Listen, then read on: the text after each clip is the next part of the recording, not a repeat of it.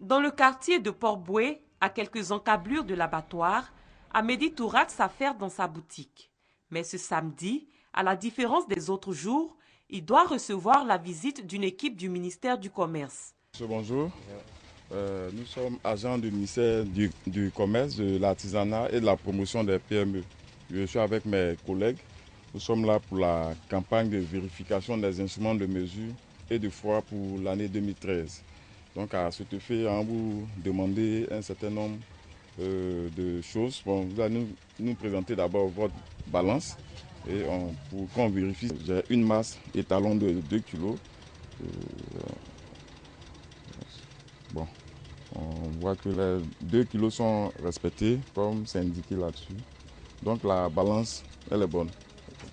On va poser le sticker de l'année 2013 là-dessus pour dire que cette balance a été vérifiée et qu'elle est bonne. Voilà. Après la séance de vérification, Amédi est un homme heureux.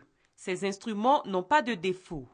Comme lui, plusieurs tenanciers de boutiques et autres commerces ont été visités par des agents chargés de vérifier les instruments de mesure.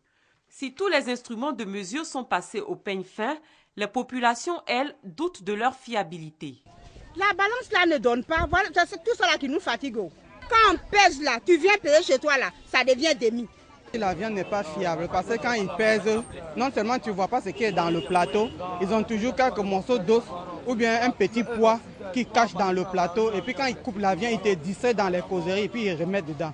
Donc maintes fois, il y a un poids à la maison. Quand j'arrive à la maison, je pèse, la viande n'est pas les mêmes 1 kg qu'ils nous donnent.